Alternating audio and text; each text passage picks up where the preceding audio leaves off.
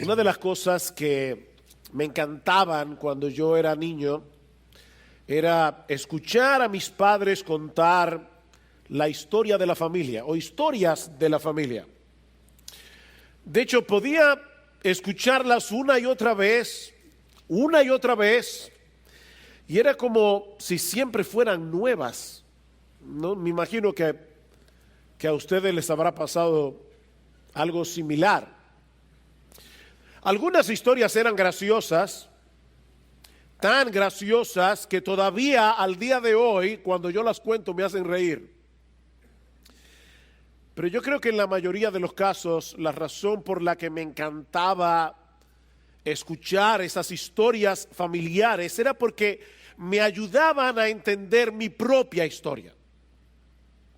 Aunque yo no lo veía tan claro en aquel momento cuando yo era niño, como puedo verlo ahora, esas historias me ayudaban a entender mejor de dónde vengo y en cierto modo por qué yo soy como soy o por qué soy lo que soy.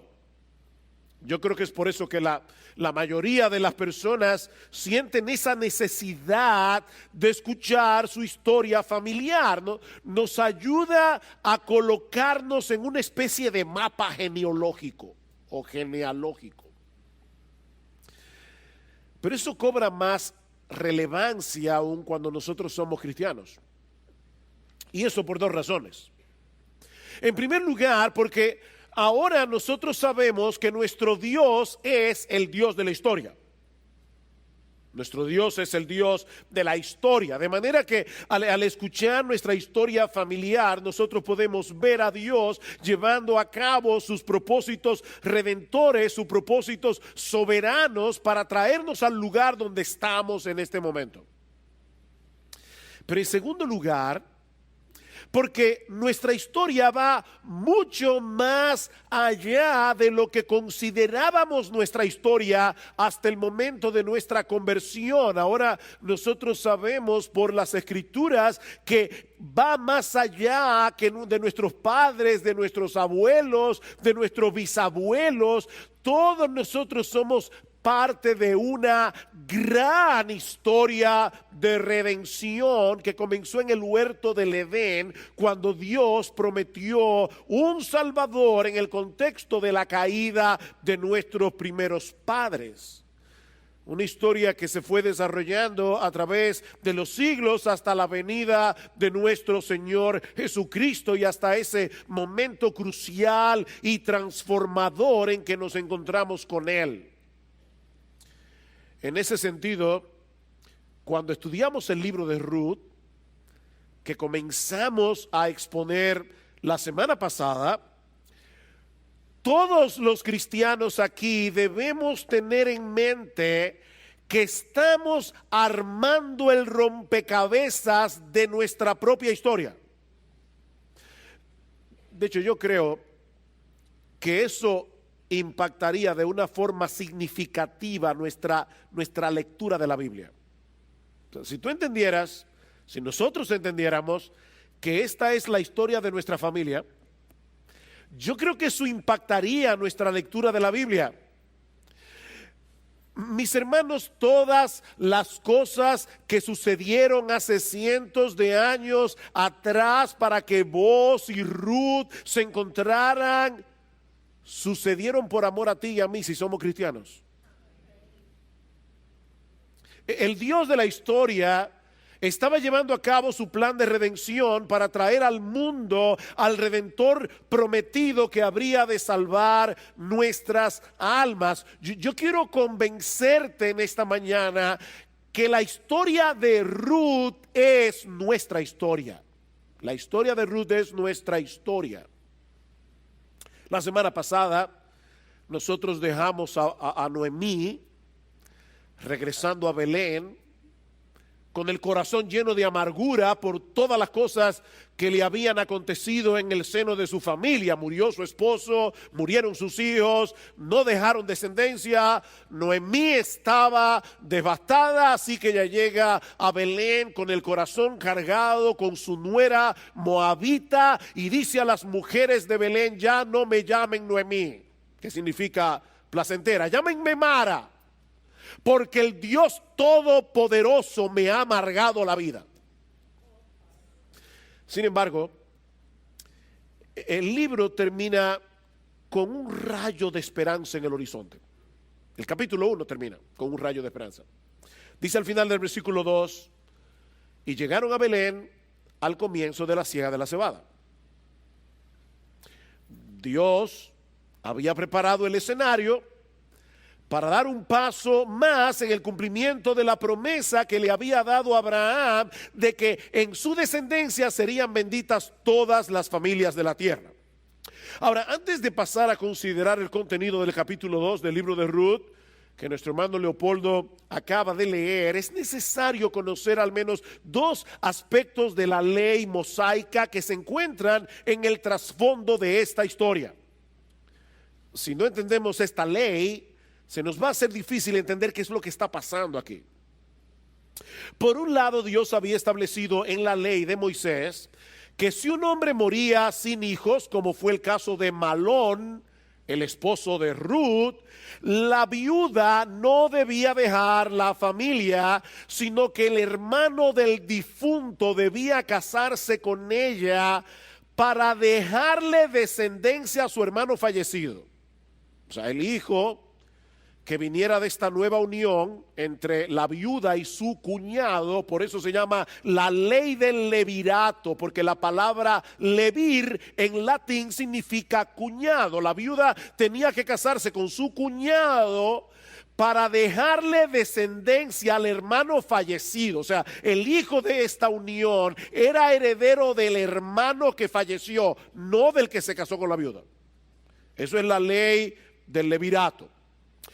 Pero por otra parte, también la ley estipulaba que si una persona empobrecía y tenía que arrendar su tierra, un pariente cercano podía redimir la tierra, es decir, podía comprarla de nuevo para conservarla en la familia. En otro mensaje más adelante vamos a ver las implicaciones de esta ley del Redentor con más detalles. Pero por el momento solo quiero señalar que Dios había hecho provisión en la ley para que las propiedades permanecieran dentro del clan familiar a través de un redentor.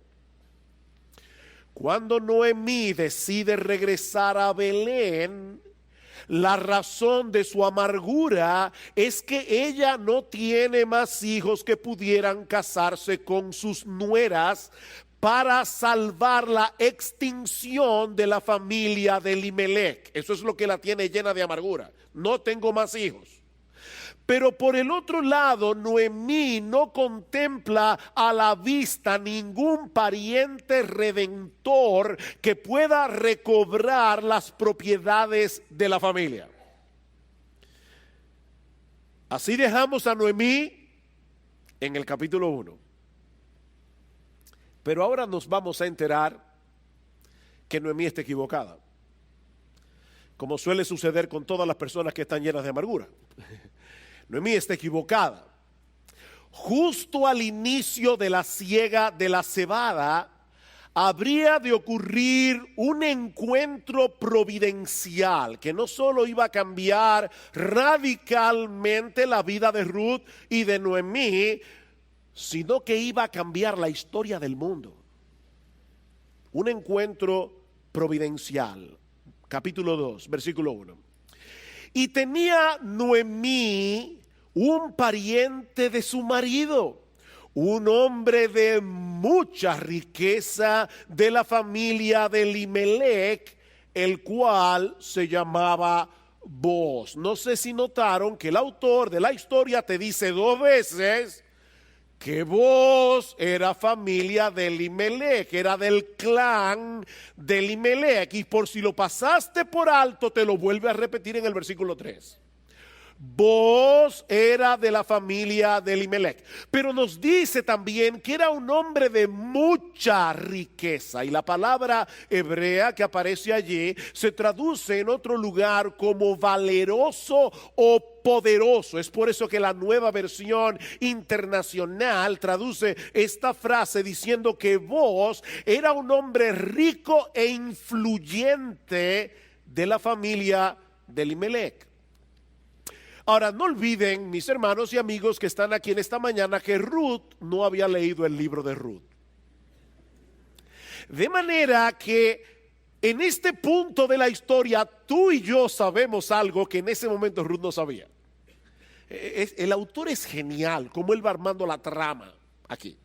Él ya nos dice algo que Ruth no sabía en ese momento de la historia. Estas dos viudas están solas en Belén, necesitaban alimento. De hecho, vamos a ver más adelante que Elimelech le había dejado de herencia una propiedad a Noemí, pero al no haber varones en la familia, no había quien labrara la tierra, así que alguien tenía que salir a buscar alimento. Y aquí viene el versículo 2. Y Ruth, la moabita, dijo a Noemí: te ruego que me dejes ir al campo a recoger espigas en pos de aquel a cuyos ojos halle gracia. ¿Recuerdan ustedes en el capítulo 1 cómo Noemí oraba por sus nueras y le pedía a Dios que su misericordia, su gesed estuviera sobre ellas? La palabra gesed en hebreo es una palabra muy difícil de traducir en español, pero da la idea de un amor de pacto, da la idea de esa fidelidad de Dios en su amor para con su pueblo, con el cual él había hecho un pacto. Y ahora Ruth le está diciendo a su suegra Noemí: déjame ir al campo a espigar, a ver si yo hallo gesed ante los ojos de algún propietario del campo. La oración que Noemí había hecho por sus nueras en el capítulo 1, ahora Dios la va a responder de una manera sorprendente, porque el Dios del Antiguo Testamento es el mismo Dios del Nuevo Testamento, que responde más abundantemente de lo que pedimos o entendemos. Así que Noemí le dice a su nuera: si eso es lo que quieres hacer, ve, hija mía. Y Ruth sale a espigar. Dios, en su bondad, en su gesed, había hecho provisión en la ley para el sostén de los pobres en general, para el sostén de las viudas y para el sostén de los extranjeros. Y es importante entender, mis amados hermanos, que esa era una de las maneras a través de las cuales Israel como nación iba a cumplir el propósito de su existencia. Dios había colocado a Israel en la tierra de Canaán porque era un paso obligado entre el norte y el sur, para que todo el que pasara por la tierra de Israel, a través de la bondad del pueblo, pudiera ver la bondad de Dios. Era una forma evangelística, era la manera como Dios quería dar a conocer su nombre en todas las naciones. Dice en Levítico capítulo 19: cuando ciegues la mies de tu tierra, no segarás hasta los últimos rincones de tu campo, ni espigarás el sobrante de tu mies. Es decir, los segadores pasan, hay espigas que se van a caer en el piso, no ordenes a tus segadores que pasen de nuevo. Que las espigas que caigan en el piso queden allí. Tampoco rebuscarás tu viña, ni recogerás el fruto caído de tu viña. Lo dejarás para el pobre y para el extranjero. Yo soy el Señor vuestro Dios.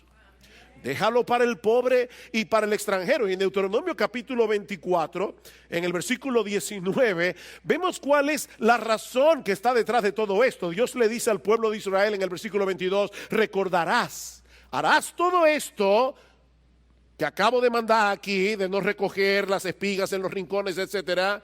Recordarás que tú fuiste esclavo en la tierra de Egipto. Por tanto, yo te mando que hagas esto. En otras palabras, así como Dios fue generoso con ellos, librándolos de la opresión de Faraón, ahora ellos debían mostrar la misma generosidad con los pobres, las viudas y los extranjeros, que eran los más vulnerables a ser oprimidos. Ahora, mis hermanos, ¿ustedes recuerdan cuándo sucedió esta historia? En el tiempo de los jueces, en el peor momento de la historia de Israel. Y lamentablemente durante el tiempo de los jueces, estas leyes de protección no siempre eran tomadas en cuenta, como nosotros vemos en la horripilante historia del levita que llega con su concubina a la ciudad de Gabá. ¿Recuerdan en el capítulo 19 del libro de Jueces? De manera que Ruth estaba corriendo un riesgo al salir a espigar a los campos de Belén, sobre todo tomando en cuenta que ella era una moabita extranjera. Pero Ruth tenía fe en el Dios de Israel, no en los israelitas. Y amparada en esa fe, ella decide salir al campo a buscar alimento. Versículo 3.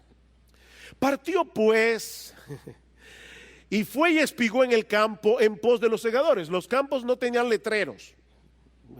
Ni siquiera tenían verjas. De hecho, yo recuerdo cuando era niño, una de las historias que mi papá me hacía es que cuando él vivía en Palestina, uno tenía derecho a entrar en cualquier campo y comer del fruto que estuviera en el árbol. Tú no podías llevarte el fruto fuera del campo, pero todo lo que tú pudieras comer adentro no había problemas. Era una forma de calmar el hambre de las personas. Los campos no tenían verja, los campos no tenían letrero. Así que Ruth sale a espigar, versículo 3 en el medio, y aconteció, y la palabra hebrea aquí es también difícil de traducir, porque lo que el texto dice es algo como esto: y de manera casualmente casual, la parte del campo a donde ella llegó le pertenecía a Booz, que era de la familia de Elimelech. Ahora, por supuesto, mis hermanos, el autor de Ruth no cree en la casualidad. Más bien, él nos está permitiendo ver la misma historia desde dos ángulos distintos. ¿Ustedes han visto esas películas donde se parte la pantalla en dos y tú estás viendo dos escenas al mismo tiempo? Bueno, ese es el recurso literario que el autor está usando aquí. Él quiere que nosotros veamos que cuando Ruth salió a espigar, ella no sabía qué porción del campo le pertenecía a quién. Fue de una manera casualmente casual que ella vino a parar a ese campo. Pero Dios, que nos ama a ti y a mí, y quería proveer un redentor, Dios estaba moviendo las cosas para que los pasos de Ruth se dirigieran hacia allá y no hacia ningún otro lugar. Y noten cómo comienza el versículo 4. Y he aquí, y otra vez en hebreo, esto es una expresión de sorpresa. Eso es una exclamación. Ruth sale a buscar alimento y casualmente casual llega al campo que le pertenece a Booz. Oh, sorpresa, y he aquí que en ese mismo día, a esa misma hora, en ese mismo momento, a Booz se le ocurrió ir a supervisar la parte del campo donde estaba espigando Ruth. ¿Cuántas casualidades? Dice, Booz llega allí y dice a los segadores: el Señor sea con vosotros. Era un hombre piadoso. No era solamente un hombre rico e influyente. Booz tenía una buena relación con sus empleados. Había una relación de afecto mutuo. Este hombre no tenía ínfulas de grandeza por el hecho de ser rico. Llega allí, pide una bendición por los segadores y oigan cómo ellos le responden: que el Señor te bendiga. ¿Qué relación? Él los bendice, ellos también a él. Pero entonces, versículo 5, Booz se fija en Ruth. Entonces Booz dijo a su siervo que estaba a cargo de los segadores: ¿Y de quién es esta joven? ¿de quién es esta joven? Mis hermanos, pensemos por un momento en todo lo que tuvo que pasar para que hubiera este encuentro entre Booz y Ruth y para que luego Booz pusiera sus ojos en ella. Ya nosotros conocemos la forma tan rara, tan extraordinaria en que Ruth vino a parar a Belén. Ya lo vimos la semana pasada. Pero pensemos por un momento en Booz, porque cuando nosotros hurgamos en la historia de este hombre, nos enteramos que su madre era una ramera de Jericó, que en el momento de la conquista de la ciudad había depositado su fe en el Dios de Israel y había sido asimilada en la comunidad del pacto. Allí Rahab la ramera se casa con uno de los jefes principales de la tribu de Judá, llamado Salmón. Las dos tienen un hijo que se llama Booz, el cual nace en Belén. ¿Se dan cuenta, mis hermanos, a Dios moviendo todos estos hilos de la historia? Estas dos vidas se fueron desarrollando separadas la una de la otra hasta ese día en que Ruth fue a espigar al campo de Booz, que por cierto, a pesar de ser todavía un hombre maduro, todavía está disponible. O sea, fíjense, aquí estamos hablando de que no sabemos si Booz se había quedado sin casar, no sabemos si era que había enviudado, pero el hombre estaba disponible. Así que Ruth, casual, llega al campo de Booz. Booz, de una manera casual, llega al campo en el momento en que Ruth estaba espigando, y por alguna razón que el autor no señala, los ojos de Booz se fijan en Ruth. Y yo sé que algunos aquí, ¿verdad?, ya con una mente romántica deben estar pensando, eso fue que Booz quedó flechado con la hermosura de Ruth. Y por supuesto ya se imaginan a Booz como una especie como de George Clooney, que cuando Ruth lo vio, su corazón comenzó a palpitar. Ok, quítense a Hollywood de la cabeza, porque yo creo que más adelante vamos a ver que Booz estaba interesado en Ruth, pero yo creo que en este momento de verdad ese romanticismo puede hacernos perder algunas cosas más importantes en la historia. Cuando Booz pregunta, ¿y quién es esta joven? Y puede ser que sencillamente se fijó en ella porque nunca antes la había visto. No quiero matar el romanticismo, pero tal vez simplemente fue que nunca antes la había visto allí en su campo. Así que él pregunta, ¿y ella quién es? Respuesta, versículo 6. Y el siervo a cargo de los segadores respondió y dijo, es la joven moabita que volvió con Noemí de la tierra de Moab. Y ella dijo al jefe de los segadores, te ruego que me dejes espigar y recoger tras los segadores entre las gavillas. Y vino y ha permanecido desde la mañana hasta ahora, solo se ha sentado en la casa por un momento. Nosotros vamos a ver luego que Booz ya había oído un reporte de Ruth. No la conocía personalmente, pero ya tenía una buena reputación de ella. Pero ahora con la respuesta del jefe de los segadores, Booz está añadiendo a lo que él piensa de Ruth, a todas las virtudes que ha oído de Ruth, el hecho de que esta muchacha era laboriosa. Ruth no había parado de trabajar desde la mañana hasta el momento en que Booz llega al campo. Así que Booz se acerca a Ruth y por primera vez habla con ella. Y eso nos lleva de la mano a nuestro segundo encabezado. Ya vimos un encuentro providencial entre Booz y Ruth.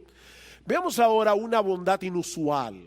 Una bondad inusual. La bondad de Booz hacia Ruth. Versículo 8. Entonces Booz dijo a Ruth, oye, hija mía. ¿Se dan cuenta ¿Cómo se refirieron a ellas? A ella, el jefe de los segadores, la moabita. Pero vos le llama hija mía. Oye, hija mía, no vayas a espigar otro campo. Tampoco pases de aquí, sino quédate con mis criadas. Fíjate en el campo donde ellas ciegan y síguelas, pues he ordenado a los siervos que no te molesten. Cuando tengas sed, ve a las vasijas y bebe del agua que sacan los siervos. Mis hermanos, vos le está dando permiso a Ruth para que espigue como cualquiera de sus criadas. En otras palabras, él no la está tratando como a una extranjera. Él la está tratando como a una israelita. Y no conforme con eso, más adelante la invita a comer en su mesa, versículo 14. Y a la hora de comer, vos le dijo, ven acá para que comas el del pan y mojes tu pedazo del pan en el vinagre. Así pues ella se sentó junto a los segadores, y no pierdan de vista ese detalle, y él le sirvió el grano tostado. Él se lo sirvió. Y ella comió hasta saciarse y aún le sobró. O sea, vos le sirvió un plato a Ruth. Le sobró. Ella se fue de allí con un doggy bag. Lo vamos a ver más adelante. Dice, y cuando ella se levantó para espigar, vos ordenó a su siervo diciendo, dejadle espigar aún entre las gavillas, no la avergoncéis. También sacaréis a propósito para ella un poco de grano de los manos y lo dejaréis para que ella lo recoja y no la reprendáis. Y ella espigó en el campo hasta el anochecer y desgranó lo que había espigado, y fue como una efa de cebada, es decir, casi 40 libras de cebada en un día.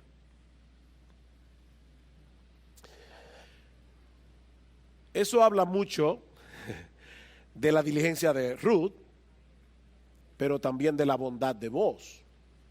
Y ahora los románticos me van a preguntar, ¿y ahora, pastor? No podemos decir que este hombre está flechado. O sea, miren todo lo que él hace por ella. Le pide que se quede en su campo, él se lo pidió. Se asegura de que no sea maltratada, de que nadie la avergüence. La invita a comer en su mesa y le da una provisión súper abundante. Puede ser que el autor quiera que nosotros leamos entre líneas que algo está pasando aquí en el corazón de vos. Sin embargo, antes de ver la respuesta de vos, de por qué él está tratando a Ruth de esa manera, veamos la pregunta de Ruth en el versículo 10. Ella bajó su rostro, se postró en tierra y le dijo, ¿por qué he hallado gesed? ¿Por qué he hallado gracia ante tus ojos para que te fijes en mí siendo extranjera? Ruth está preguntando aquí lo que el lector del libro se pregunta cuando lee acerca de la bondad de vos. ¿Por qué vos estás siendo tan bondadoso con ella? Era viuda, era pobre, era extranjera. Ruth estaba en la parte más abajo de la escala social. Eso es lo que nos está diciendo el autor. Así que Ruth está muy consciente de que ella no tenía ningún derecho. Tal vez cuando ella salió de la casa esa mañana en busca de alimento, ella sabía que se estaba exponiendo a ser maltratada, a ser avergonzada por el hecho de ser una moabita. Por eso ella reacciona con asombro y reacciona con gratitud y humildad ante la bondad de Booz. ¿Saben por qué? Porque ella sabe que no lo merece. Ella sabe que no lo merece.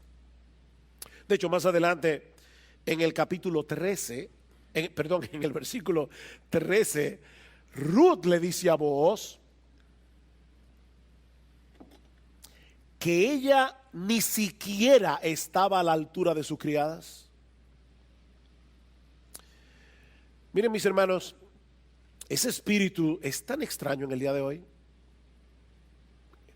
Nosotros peleamos tanto por nuestros derechos. Ese espíritu es tan extraño, pero es lo que la gracia está supuesta a hacer en el corazón de una mujer creyente. Mis hermanas, escúchenme bien. Ruth está exhibiendo aquí, en este pasaje, el verdadero adorno de una mujer piadosa. Eso es lo que dice Pedro en su primera carta: vuestro atavío, vuestro adorno, no sea el externo de peinados ostentosos, de adornos de oro o de vestidos lujosos, sino el interno, el del corazón, en el incorruptible ornato de un espíritu afable y apacible, de un espíritu tierno y sereno, que es de grande estima delante de Dios, porque así se ataviaban también aquellas santas mujeres, dice Pedro, que esperaban en Dios, estando sujetas a sus maridos. Ustedes se dan cuenta de la conexión aquí. Esperaban en Dios, y porque esperaban en Dios no iban por la vida reclamando sus derechos. Ese adorno, ese espíritu tierno, sereno, delicado, es parte de la fe en Dios de una mujer verdaderamente piadosa. Una cosa es consecuencia de la otra. No todas esas santas mujeres de las que Pedro está hablando aquí tenían el mismo temperamento ni la misma personalidad. Algunas eran introvertidas, otras eran extrovertidas, pero independientemente de la personalidad, lo que Pedro está diciendo es que todas esas santas mujeres exhibían ese adorno incorruptible de un espíritu tierno y sereno, que es de gran estima delante de Dios. Y ahora déjame hacerte una pregunta, y esta pregunta va tanto para los hombres como para las mujeres. ¿Cómo reaccionas ante las muestras de bondad que otros tienen hacia ti? ¿Cómo tú reaccionas? ¿Lo das por sentado? Porque aunque no lo digas con tu boca, en el fondo de tu corazón piensas que te lo mereces. ¿O te sientes lleno de gratitud e incluso sorprendido de que alguien te trate con bondad? Mis hermanos, el orgullo y la gratitud están tan separados entre sí como el cielo del infierno. Ruth no podía entender por qué Booz la está tratando con tanta bondad.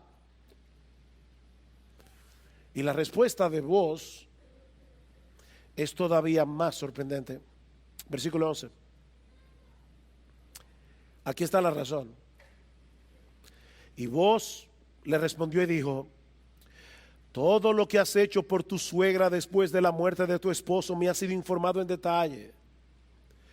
Y cómo dejaste a tu padre, a tu madre y tu tierra natal y viniste a un pueblo que antes no conocías.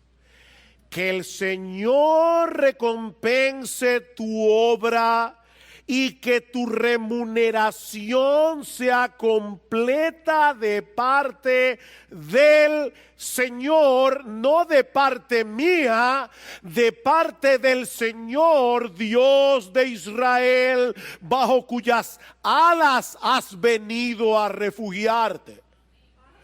De alguna forma había llegado a oídos de Booz lo que Ruth había hecho por su suegra Noemí, y cómo ella había decidido cortar radicalmente con su pasado religioso para venir a refugiarse bajo las alas del Dios de Israel. De manera, mis hermanos, y aquí está la clave, Booz se veía a sí mismo como un instrumento del Dios que es fiel a su pacto para con una moabita que había venido a refugiarse bajo la sombra de sus alas.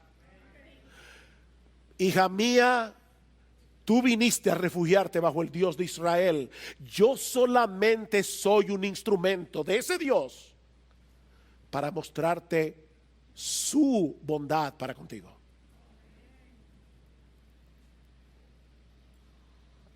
Su bondad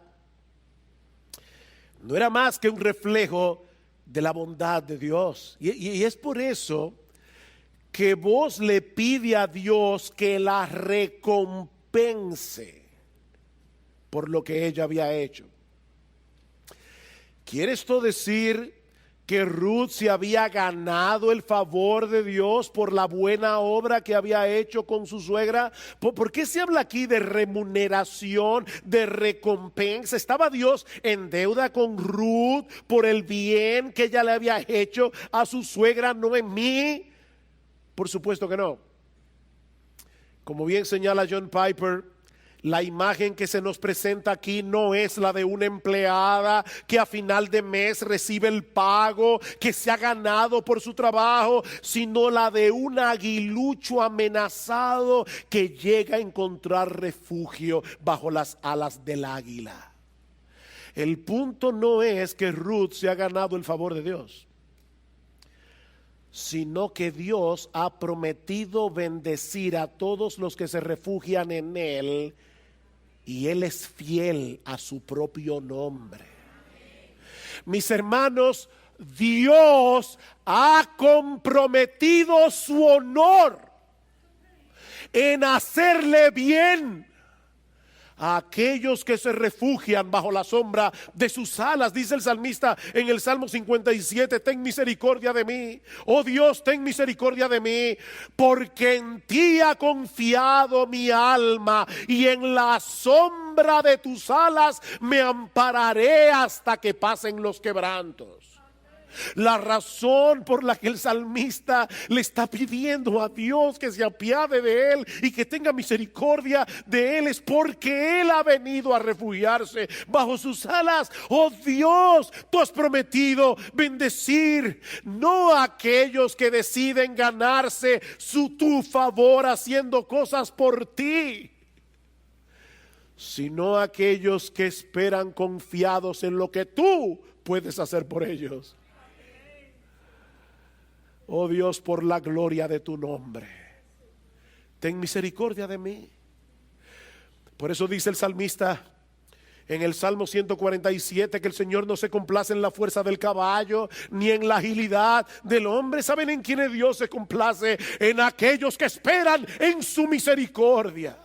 Dios ha comprometido su honor, Dios ha comprometido su nombre en bendecir a aquellos que han venido a refugiarse bajo la sombra de sus alas, y Dios va a cumplir lo que Él ha prometido, porque Él es un Dios fiel.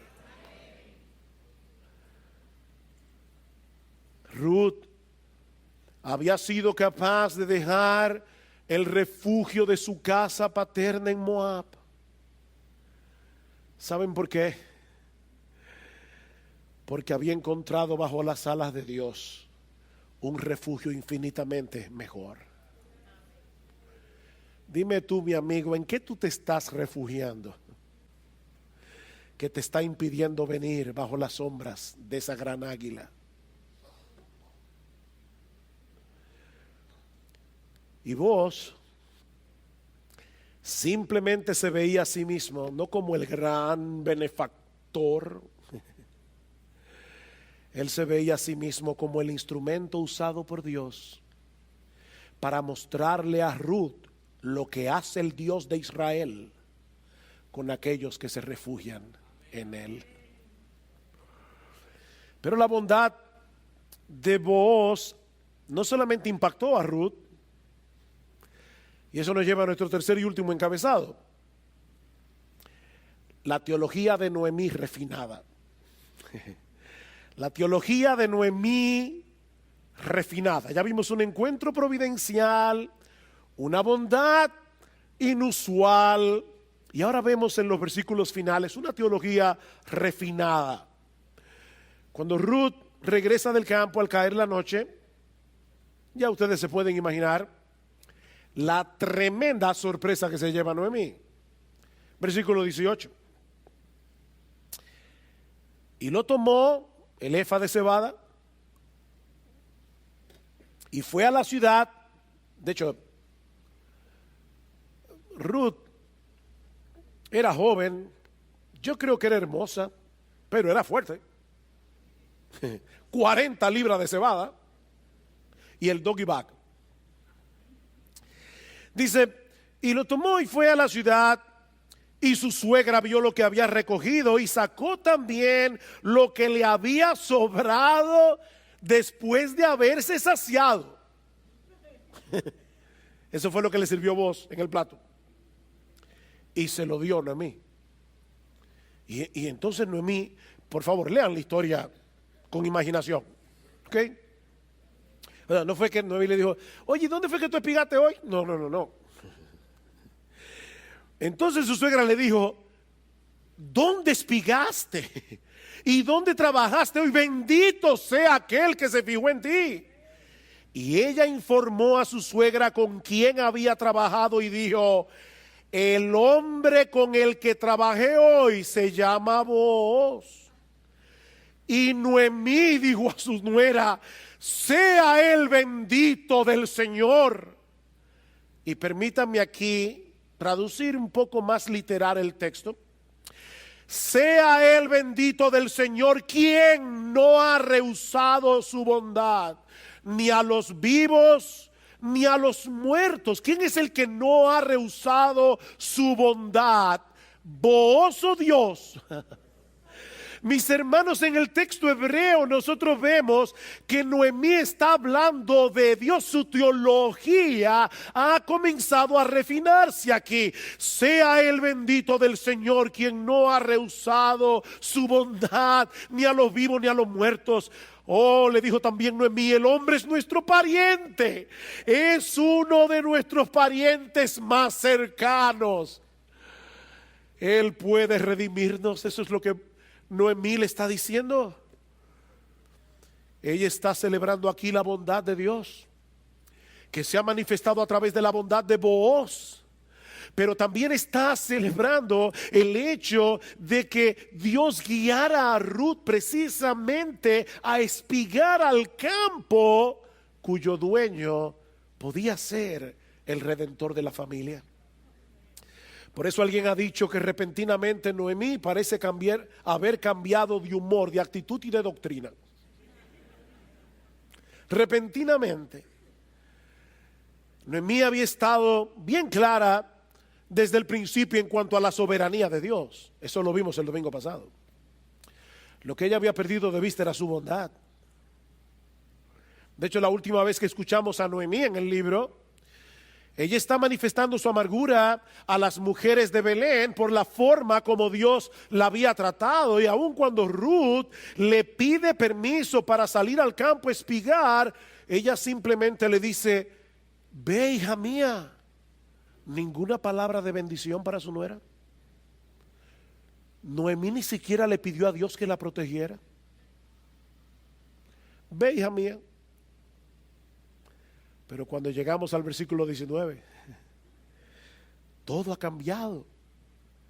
Todo ha cambiado. Noemí ha pasado de la desesperación a la esperanza. Noemí ha pasado de la queja a la gratitud. Ella está comenzando a ver lo que antes no veía, que ese Dios soberano que posee un control absoluto sobre todas las cosas que nos acontecen también es bueno, también es tierno, también es compasivo y misericordioso.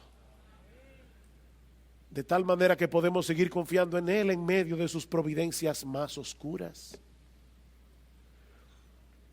La amargura de Noemí está comenzando a convertirse en alabanza. Aunque ella todavía no puede prever el final de la historia, ella tiene razones para sospechar que en el corazón de Booz hay un interés no manifestado en Ruth. Versículo 21. Entonces Ruth la moabita dijo, además, él me dijo, debes estar cerca de mis siervos hasta que hayan terminado toda mi cosecha. Quédate aquí, hija mía.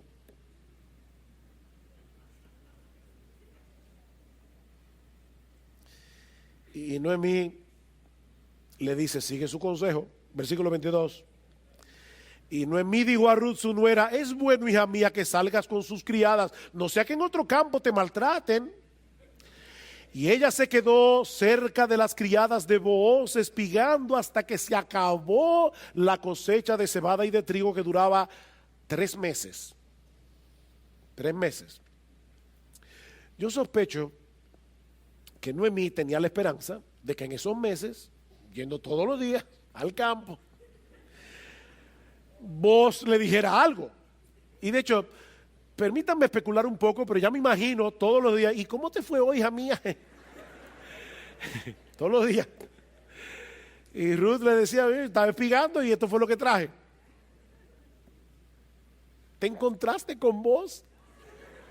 ¿Te dijo algo? No. No, él me sigue tratando bien. Pero termina la cosecha de cebada y de trigo y todo sigue igual. De manera que el autor del libro concluye toda esta sección en el capítulo 2 con las palabras finales del versículo 22. Y vivía con su suegra. Vivía con su suegra. Se acabó la siega, nada pasó. Y Ruth sigue en casa de su suegra, Noemí. Por supuesto, Noemí no estaba dispuesta a quedarse de brazos cruzados, esperando pacientemente que pase lo que tenga que pasar. No, ella comenzó a tramar un plan. Pero eso lo veremos el domingo que viene. Por ahora, solo quiero dejar 2 cosas en vuestras mentes antes de concluir.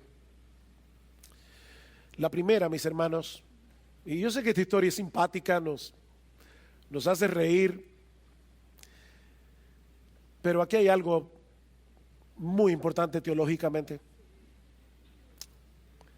Mis hermanos, esta historia nos enseña la enorme importancia de estar apercibidos todo el tiempo de la bondad inmerecida de Dios en nuestras vidas. Fue por perder de vista la bondad de Dios que Noemí se llenó de amargura. Pero fue al percibir la bondad de Dios a través de este encuentro providencial entre Ruth y Booz que su amargura se convirtió en esperanza. De hecho, nosotros podemos llegar más lejos y decir que fue por la bondad de Dios que Booz fue bondadoso. Y fue por esa misma bondad que Ruth reaccionó con gratitud. Nuestra teología es defectuosa y aún blasfema cuando divorciamos la soberanía de Dios del amor de Dios. Cuando divorciamos la soberanía de Dios de la compasión de Dios, de la ternura de Dios, de la bondad de Dios. Es por eso, mis hermanos, que Satanás hará todo lo que esté a su alcance para que perdamos de vista la realidad de que nuestro Dios es bueno y de que para siempre es su misericordia. Ese es uno de los ataques más fieros del diablo contra su pueblo. Hacerles perder de vista la bondad de Dios. Así ha sido desde el huerto del Edén, con que Dios os ha dicho: no comáis de ningún árbol. ¿Y sabes cómo el diablo hace eso? Por un lado, llevándonos a creer que somos merecedores de cosas que no merecemos. Llevándonos a creer que somos merecedores de cosas que no merecemos. ¿Saben para qué? Para que dejemos de valorar todo lo que Dios nos da sin merecerlo. Es de gracia, mis hermanos, todo lo que recibimos de la mano de Dios, y es únicamente porque estamos en Jesús. Es de gracia. No somos merecedores del favor de Dios. Pero por el otro lado, Satanás nos lleva a fijar la vista en las circunstancias difíciles de nuestras vidas para que lleguemos a perder de vista su amor redentor en Cristo. Y de ahí mi segunda aplicación en esta mañana. ¿Qué fue lo que transformó la teología de Noemí? ¿Qué fue lo que impactó a esta mujer? Ver la bondad de Dios a través de la provisión de un redentor bondadoso. A través de la provisión de un redentor bondadoso. ¿Y saben qué, mis hermanos? Nosotros tenemos en Cristo un redentor infinitamente mejor que el que Dios le proveyó a Ruth y a Noemí. Si vos fue el instrumento que Dios usó para bendecir a esta moabita y a su suegra. A esta moabita que había venido a refugiarse bajo las alas del Dios de Israel. Pero al final de cuentas esa bendición fue temporal. Esa bendición fue temporal.